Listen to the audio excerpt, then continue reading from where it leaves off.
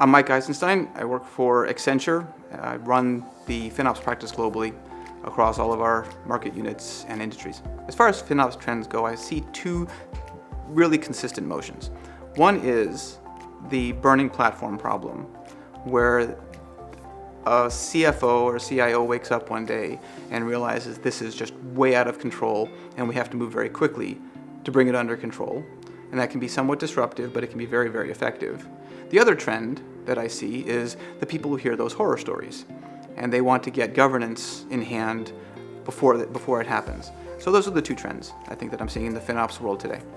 When we engage with our clients in FinOps for a long-term run, we are spending a lot of our time developing the capability over time in sort of a layered and progressive way. So there's crawl, walk, run, obviously, but there's also adding the capabilities. You might start with optimization, or you might start with tooling and visibility, and then move to forecasting. And so the various capabilities and functions that you have to add might be added in sequence. While we're doing that, we are setting up the cadences and the governance cycles that you have to have in order to manage your cloud spend. These are meetings with the business units and the teams consuming cloud. These are meetings with senior stakeholders. It's creating the KPIs. And then you continue to refresh those KPIs. What did I do this month? How does my number trend from last month? And ensuring that you have the right level of sponsorship, that those KPIs get reviewed in executive forums and make the senior leaders care, and they push this out to their teams. There are lots of stories about various forms of shame back or gamification that allow executives to see how they are performing relative to their peers.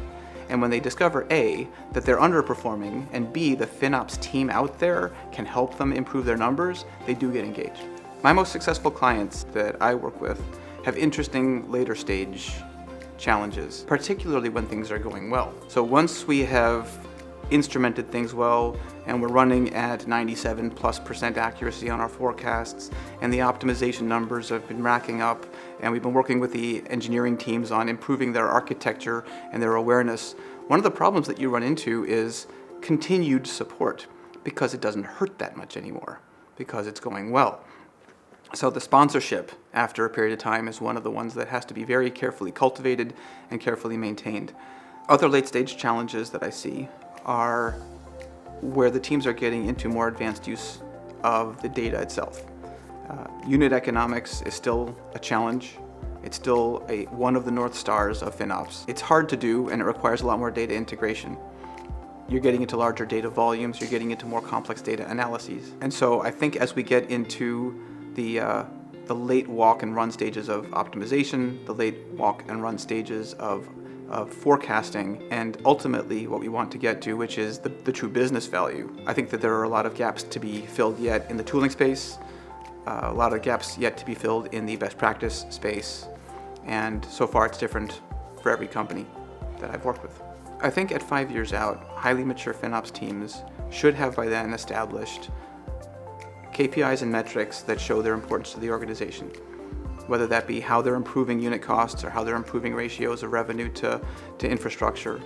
I think they should be thinking about what their scale and scope of technologies that they cover and how they expand their remit in that regard. I think at 5 years out, straight up optimization numbers, which are critical in years 1, 2, and 3, become probably a little bit more rote. And if you've done well, then you're engineering things to be efficient to begin with, and quantifying that becomes much harder. From my perspective, the future of FinOps is really about explicitly understanding the value of technology and its contribution to the organization's goals. And that could be revenue or profit. It could also be sustainability. Depends on what the organization's mission is. But technology enables all of that.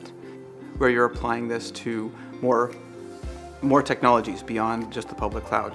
The truth is, pay-as-you-go applies to on-prem network and on-prem storage today.